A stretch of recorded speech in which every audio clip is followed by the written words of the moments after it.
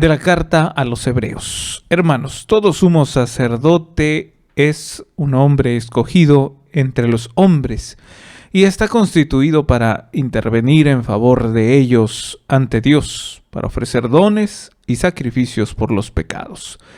Él puede comprender a los ignorantes y extraviados, ya que él mismo está envuelto en debilidades. Por eso, así como debe ofrecer sacrificios por los pecados del pueblo, debe ofrecerlos también por los nuevos propios. Nadie puede apropiarse ese honor, sino solo aquel que es llamado por Dios, como lo fue Aarón. De igual manera, Cristo no se confirió a sí mismo la dignidad de sumo sacerdote. Se lo otorgó quien le había dicho: tú eres mi hijo, yo te he engendrado hoy. O como dice otro pasaje de la Escritura: tú eres sacerdote eterno como Melquisedec. Precisamente por eso Cristo durante su vida mortal ofreció oraciones y súplicas con poderoso clamor y lágrimas a aquel que podía librarlo de la muerte, y fue escuchado por su piedad. A pesar de que era el Hijo, aprendió a obedecer padeciendo, y llegado a su perfección se convirtió en la causa de la salvación eterna para todos los que lo obedecen, y fue proclamado por Dios sumo sacerdote como Melquisedec. Palabra de Dios, te alabamos, Señor. Vamos ahora con la lectura del Evangelio, porque quisiera iniciar con algunos puntos, primero del Evangelio y posterior finalizando con la primera lectura. Entonces dice lo siguiente el Evangelio. Lectura del Santo Evangelio según San Marcos. Gloria a ti, Señor. En una ocasión en que los discípulos de Juan Bautista y los fariseos ayunaban, algunos de ellos se acercaron a Jesús y le preguntaron: ¿por qué los discípulos de Juan y los discípulos de los fariseos ayunan y los tuyos no? Jesús les contestó: ¿cómo van a ayunar los invitados a una boda mientras el esposo está con ellos? Mientras está con ellos el esposo no pueden ayunar. Pero llegará el día en que el esposo les será quitado y entonces sí ayunarán. Nadie le pone un parche de tela nueva a un vestido viejo, porque el remiendo encoge y rompe la tela vieja, y se hace peor la rotura. Nadie echa vino nuevo en odres viejos, porque el vino rompe los odres. Se perdería el vino y se echarían a perder los odres. A vino nuevo, odres nuevos. Palabra del Señor. Gloria a ti, Señor Jesús. Vamos pues con estos siguientes puntos que logramos rescatar de lo que es primero el Evangelio. Una parte interesante es esta pregunta, ¿no? ¿Por qué tus discípulos no ayunan, ¿no? Ya como dando a entender, vaya, que se apeguen a la ley, que se apeguen al mandato, ¿no? A lo correcto, porque nosotros estamos haciendo lo correcto. ¿Por qué los tuyos no hacen lo correcto?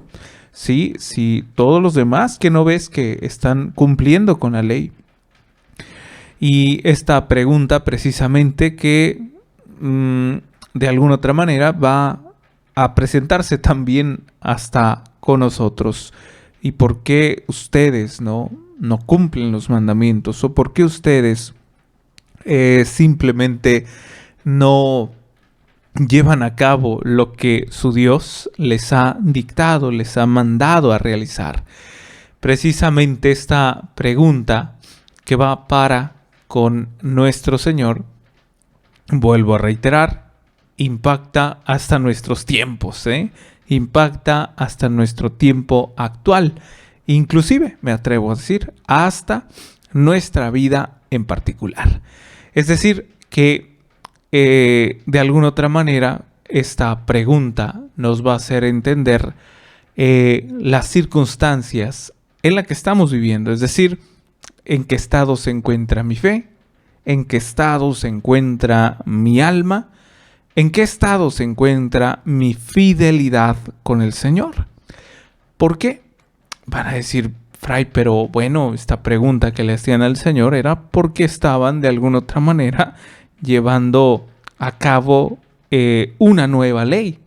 Precisamente por eso lo digo. No es tanto porque se vaya a repetir justamente porque nuestros hechos sean precisamente como los del Señor. Es decir, aparentemente el Señor estaba llevando la contra. El Señor estaba quebrantando la ley junto con sus discípulos. Sin embargo, no. Él simplemente estaba renovando a través de una novedad, ¿sí? Esa ley, esa antigua ley, en donde, pues, ¿quién más que el Hijo de Dios para renovar estas leyes, ¿sí? Y no lo va a hacer sino más que a través del amor. Es que ese es el fundamento de Cristo, no tiene otro, porque ese es el fundamento de su Padre. La pregunta es, vuelvo a repetir, para cada uno de nosotros en nuestras circunstancias, ¿bajo qué autoridad nosotros estamos renovando, ¿sí? Nuestros hechos, nuestras acciones, nuestras maneras de pensar? Es decir, ¿quién nos autoriza a nosotros, por ejemplo, para pecar?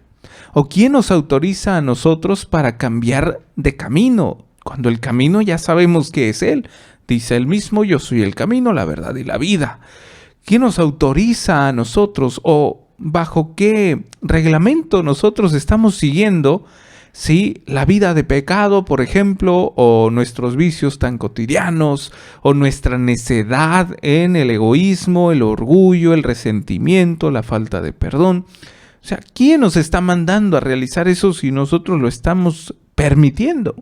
Es decir, que nosotros no estamos, pues, en la postura de Cristo, porque Él, aunque pareciera que está quebrantando una ley, no lo está haciendo. Al contrario, está renovando, está innovando. Sin embargo, nosotros innovamos sin sentido. Renovamos por nuestra postura, por nuestra voluntad, no por la voluntad del Padre, no por la voluntad del Hijo, sino por nuestra voluntad.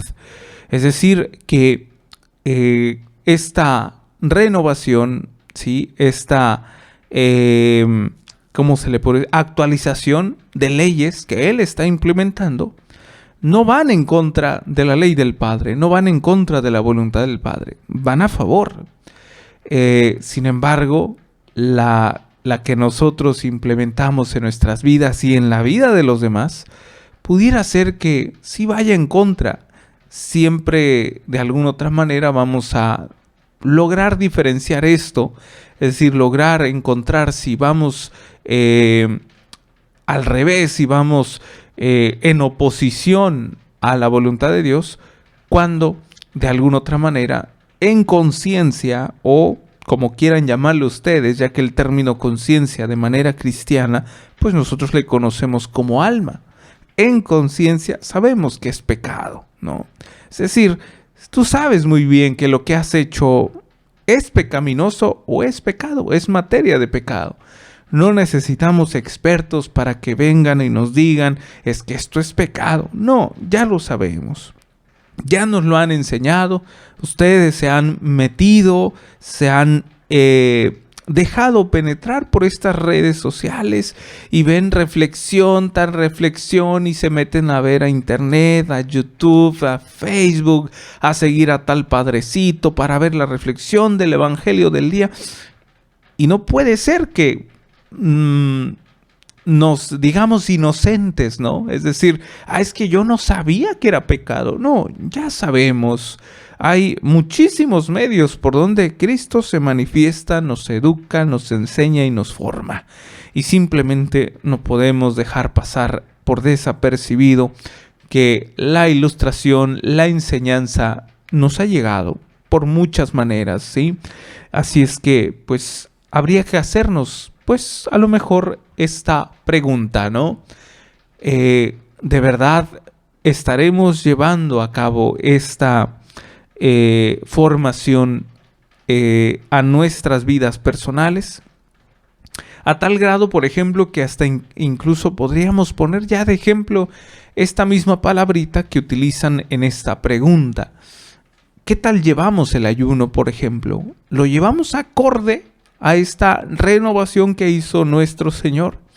Que fíjense que como cristianos pues tenemos bastantes ejercicios en ayuno, bastante practicidad, Semana Santa, y aunque parezca otro tipo de tiempo litúrgico, sin embargo está muy aunado, se parece mucho, por ejemplo, el tiempo de Adviento, está también algún ofrecimiento personal, en fin, tenemos opciones para llevar a cabo la voluntad de Dios, la ley de Dios, siempre acorde, pero no opuesta.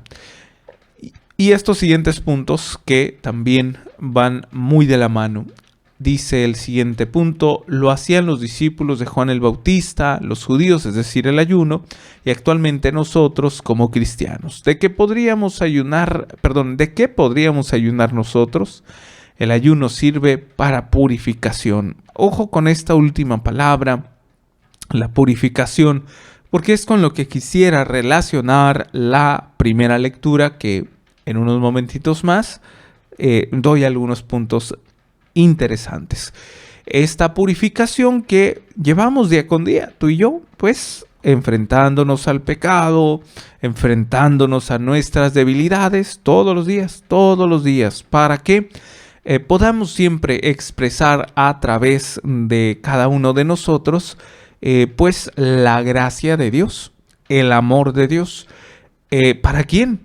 Para nuestros prójimos, que a veces se me luenga la traba, es decir, me es difícil a veces enseñar esto, porque yo mismo soy uno de los que batalla para el compaginar, el ser dócil, abierto a la hermandad, la fraternidad, la paciencia, soportar la debilidad y deficiencias de los demás, y que soporten las mías, ¿no? También, o sea, me es complicado, porque de repente si pudiera pues causar un poco de ruido el antitestimonio. Sin embargo, el hecho de que yo esté aquí delante de ustedes no es porque yo tenga el poder, la gracia suficiente por mí mismo, por mis propios méritos. No, es el Señor quien me ha llamado con todos mis defectos, con todos mis errores. Ojo, para purificarlos, no para venir aquí a presumir, sino porque necesito realmente combatirlos, ¿no? Y que de esto pues me hace falta mucho todavía. Entonces pues es interesante cómo también a ti te ha llamado, sí, por tu nombre, y te conoce desde antes de que nacieras. Lo hemos leído repetidas ocasiones cuando leemos al profeta Jeremías, ¿no? Ese conocimiento que tiene de cada uno de nosotros desde antes de que naciéramos. Es un llamado, es un momento donde escoge precisamente y pone su mirada, ¿no? Pone su mirada penetrante, por el cual pues muchos de nosotros nos dejamos envolver, no porque seamos buenos, ¿no? Sino más bien porque o nos agarró en curva o simplemente definitivamente nos pusimos, ¿no? En esta disposición, ¿no? De aquel impulso que nos llevó a responder. Es un impulso a veces lleno de interrogantes, ¿no? Es un impulso lleno de inclusive inseguridades, pero que al final de cuentas se va reforzando por medio del acompañamiento que hace nuestro Señor a través del Espíritu Santo. Pues me refiero a cada uno de nosotros que nos ha llamado, por ejemplo, ya sea a la vida religiosa o también a ustedes como laicos en lo que es el matrimonio, porque déjame decirte que no cualquiera responde tampoco al matrimonio. No crean que es nada más así para cualquier persona, no, porque esto va muy aunado, conlleva una responsabilidad, una respuesta, que es precisamente a futuro el producto del amor de un matrimonio. Me refiero como responsabilidad y como respuesta a los hijos, ¿sí? No cualquiera puede tener hijos, sino cualquiera puede formar a los hijos, es solamente aquellos que Dios ha escogido ya desde antes. Y claro, depende de nuestra respuesta. El hecho de que haya escogido no significa que siempre nos va a salir todo a la perfección. No, el Señor los escoge, pero en una entera libertad deja al hombre que responda a este llamado que le ha hecho. Depende de él si responde o no. Si no responde, entonces bueno, habrá por allí a lo mejor alguna reparación que tengamos que hacer por no haber respondido valientemente pues a la vocación que Dios nos ha llamado. Entonces bien, aquí entendemos pues esta parte de la purificación como elemento importante de nuestro diario caminar que tenemos que utilizar para llegar a la perfección. Sinónimo de perfección en un lenguaje bíblico es la santidad. Siguiente punto nos dice, el vino nuevo o paño nuevo lo trae Cristo. Es decir, para renovarnos, dejarnos envolver por ese amor que todo lo hace nuevo, en gracia, en fuerza. Es decir, pues es Cristo quien todo lo hace nuevo y esto de manera más representativa, más importante es cuando a ti y a mí nos llega a renovar en el sacramento de la confesión, todavía más emblemático. Sí hay otras situaciones como vivir un retiro, llegar a la conversión cuando no vivíamos bajo la fe, también cuando nos arrepentimos, ¿no? Pero más emblemáticamente, más como importante, ¿no? De manera jerárquica, es cuando nos confesamos, es cuando hay ese, claro, que hay ese sincero arrepentimiento, ¿no? Y hay esa misericordia que se manifiesta, que te da la fuerza, que te da pues esa luz del Espíritu Santo para que puedas dejarte guiar por Él más adelante, ¿no? En los siguientes procesos de nuestras vidas. Y luego continúa diciendo con otra pregunta en el siguiente punto. ¿Viviremos en una rutina o nos dejaremos envolver por lo novedoso de donde logra manifestarse Cristo a través de cualquier medio posible? Es decir, de verdad estaré renovándome, dejándome renovar por Él. Y esto ahora sí, ya no solamente hablo de la manera emblemática, de la manera importante que es el sacramento, sino también cuando de repente dejo corregirme por algún prójimo, dejo corregirme por el mismo Señor a través del Espíritu Santo, en el cual se manifiesta pues por muchos medios, ¿no? La creación, la situación, su misma palabra cuando me es proclamada, en la Eucaristía, cuando le adoro ante el Santísimo o cuando le comulgo. En fin, por muchos medios. ¿De verdad estaré dejándome renovar? ¿O vivo de manera rutinaria, ¿no? Que pareciera, ¿no? Que pareciera que de verdad estoy cambiando porque voy a misa, comulgo, hago hora santa, rezo, trabajo, sirvo a mi familia. En fin, manera rutinaria, ¿no? Déjate envolver por esta renovación que siempre nos va a hacer nuevas todas las cosas, y esto principalmente pues en nuestra alma, ¿no? Esta parte de renovación que como resultado conlleva la, ¿cómo se dice? La novedad. ¿Cuál es esa novedad? Un alma limpia, un alma pura, un alma en estado de gracia. Y ahora sí, lo que les decía, solamente para terminar, ya que era importante primero utilizar estos puntos del Evangelio en lo que es lo que habíamos mencionado, el concepto de la purificación, como también el dejarnos renovar para hacer nuevas todas las cosas, por medio de Cristo, por supuesto, que tiene que ver con estos elementos que agrego en lo que es la primera lectura. Lo siguiente, ¿qué pasa? ¿Qué pasa cuando nos dejamos renovar por el Señor, que haga nuevas todas las cosas? ¿Qué pasa cuando realmente vivimos bajo la condición de la purificación? Que hay una docilidad en nuestro corazón, hay una apertura a esa voz, hay una apertura a ese llamado, hay una apertura a la obediencia, ¿sí? A la obediencia, como Cristo obedeció a su Padre. Y esto lo quiero recalcar sobre todo para los padres de familia.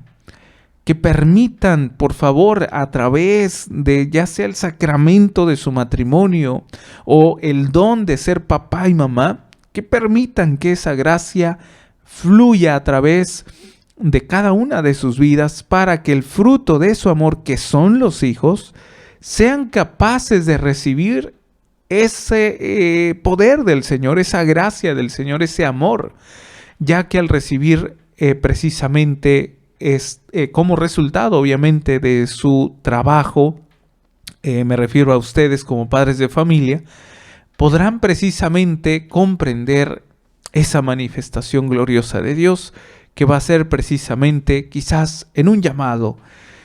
Dice en la primera lectura que el sacerdote es un hombre escogido entre los hombres. ¿De dónde creen que salen los sacerdotes? ¿A poco creen que salen de los seminarios solamente? Los sacerdotes salen de las familias.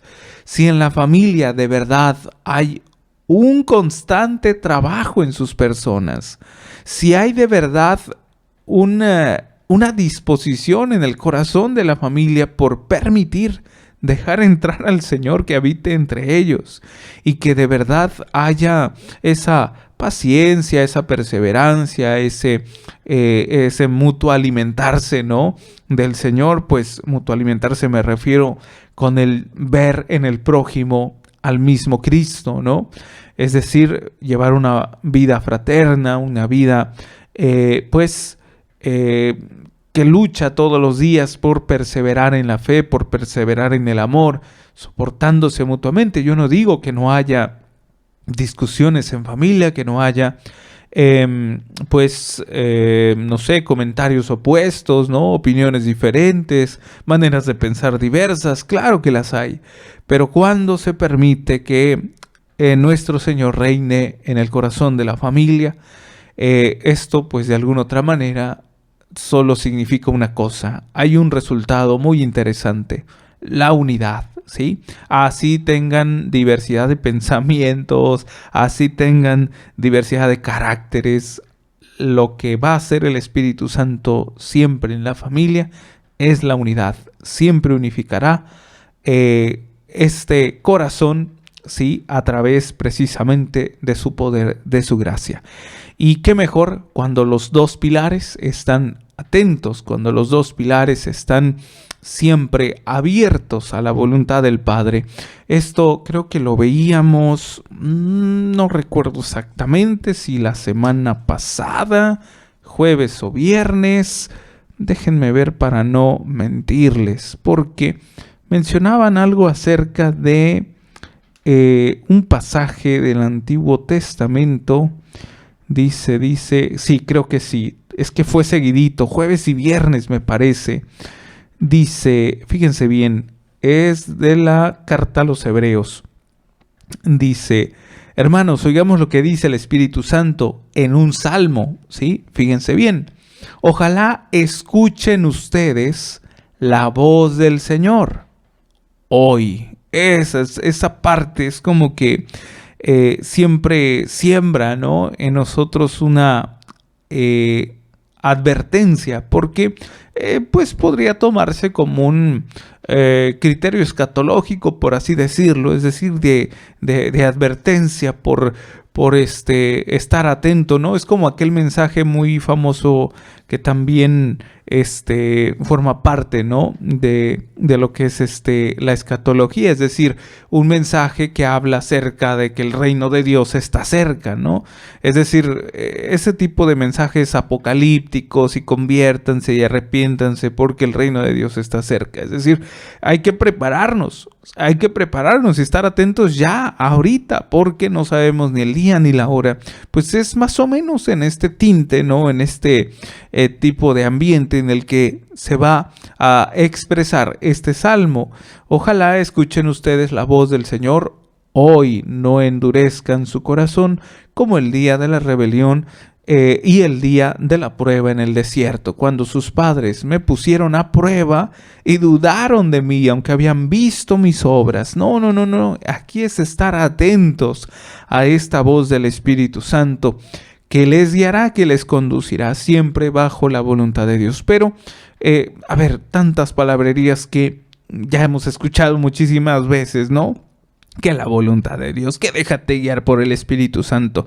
Vaya, en resumidas palabras o palabras concretas, la conversión, la mirada siempre al Señor, la firmeza a su voluntad. ¿Para qué? Para obtener precisamente la salvación. Es que no hay otro objetivo más que la salvación. Y es que precisamente la salvación, la vida eterna, el reino de los cielos, como quieran llamarle, es una vocación también de la cual el Señor nos permite y nos invita a que participemos. Es esa vocación que se le ha denominado vocación universal y que precisamente esa encabeza a las demás vocaciones, como la vocación al matrimonio, a la soltería y a la vida consagrada. Imagínense, no serían nada estas tres vocaciones sin la vocación universal, no tendrían sentido. Y obviamente, pues es precisamente por lo que luchamos tú y yo, a través de la vocación del matrimonio que tú has escogido, a través de la vocación de la vida religiosa que yo he escogido. Y aquí viene precisamente algo con lo que yo quería comentar y que inicié precisamente describiendo, ¿no? En esta primera lectura, que sí es importante que si tú como padre, como madre de familia, ya respondiste a una vocación, pues que permitas ahora que tus hijos también respondan a una. ¿Y por qué me dicen, por qué creen que les estoy diciendo que permitan? Porque a veces somos el primer obstáculo, el primer bloque que no permite que sus hijos respondan, porque los padres de repente se han apegado tanto a sus hijos que piensan, que creen que les están ayudando. Ya tan solo por el hecho de mencionarles, no, tú vas a tener papá y mamá para siempre, yo te voy a apoyar y te voy a... Qué bueno que encuentren un apoyo incondicional. Lo malo es que piensan los papás, los padres de familia, que son eternos, ¿no? ¿Qué va a pasar cuando tú ya no estés? ¿Habrá de verdad en tu hijo un conocimiento del verdadero amor de Dios? ¿Habrá en tu hijo, en tu hija, un conocimiento personal con Cristo? ¿O tan solo tendrá el eco de lo que tú vivías religiosamente? ¿O tan solo tendrá comentario del comentario del comentario de lo que vivió, ¿no? En algún momento sus antepasados, como su abuelito, su bisabuelo y ahora tú? O sea, no, hay que pasar este mensaje más de cerca a los hijos. No hay que ser obstáculos, hay que ser instrumentos, hay que ser puentes para que los hijos respondan un día valientemente, pues a la vocación que de alguna otra manera y de manera libre y voluntaria puedan responder. Y, ¿por qué no sembrar en su corazón quizás una pregunta que muy pocos padres valientemente les harían a sus hijos? Ojo, sin obligar, simplemente esta pregunta se hace de manera libre, de manera invitatoria, pero no obligatoria, ¿sí? Invitatoria, pero no obligatoria. Preguntándole, ¿no querrás ser sacerdote a tu hijo de 13, 14 años en adelante? O a tu hija, inclusive niños, ¿no? ¿Por qué no? Oye, ¿no querrás ser religiosa? ¿No querrás ser monjita? Esa pregunta que siembre en sus corazones la duda, la interrogante, no porque de verdad vayan quizás a responder, uno nunca sabe, sino porque le entre de verdad esa inquietud vocacional, esa inquietud hacia la respuesta generosa al amor que es a Cristo nuestro Señor. En los siguientes puntos es interesante encontrar aquí rasgos de un sacerdote. Ya dijimos de dónde son escogidos estos sacerdotes. Es del pueblo, es entre los hombres, es entre la comunidad laical, es entre la iglesia. ¿De dónde sale? Es entre la iglesia doméstica, la familia. Pero veamos estos rasgos una vez que responda. Dice, puede comprender, habla del sacerdote, a extraviados e ignorantes, por la misma condición de ser humano, ¿sí? Por la misma condición que tiene este sacerdote como ser humano, puede comprender. Y aquí sí hay una regla, hay una ley muy interesante que a mí en lo particular me llama siempre la atención. A menos que hay un sacerdote a lo mejor un tanto cuanto mal formado o no esté correctamente llevando a cabo, por ejemplo, el ejercicio del sacramento de la confesión. Cuando se vayan a confesar, pongan atención a este detalle. Un sacerdote jamás te va a juzgar.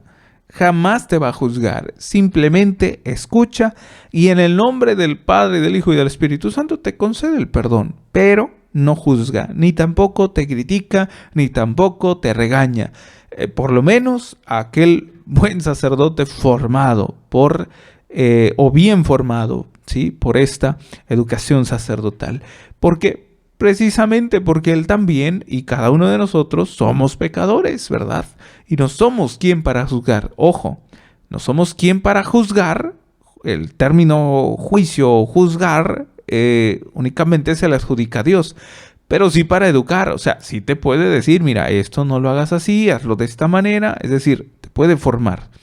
Y luego, ya por último, ser sacerdote solo lo concede el Padre, el creador de todo, ¿sí? Que ahí veíamos el ejemplo que ponían también en la primera lectura, que inclusive Cristo nuestro Señor llega a ser este sumo y eterno sacerdote, no por méritos propios, sino por el Padre, quien precisamente desde esa voz, ¿no? Este es mi hijo, ¿no? Tú eres mi hijo. Ese poder que de alguna otra manera se le concede por parte del Padre. Y a nosotros también, en los laicos, el sacerdocio común del pueblo, pero en el sacerdote que responde a lo que es la parte consagrada, ¿no? La parte ministerial, bueno, es el término que se le denomina al sacerdote, al señor cura, pues, o al padrecito. Es precisamente ya una parte muy particular en donde podemos comprender, se le concede como participación, pero no como un poder que le salga o que le nazca, ¿no? Naturalmente de la persona. No es por méritos propios, sino por participación, porque Él nos participa, nos convida, ¿sí? Nos comparte ese poder, pues de alguna otra manera, por este acto de generosidad.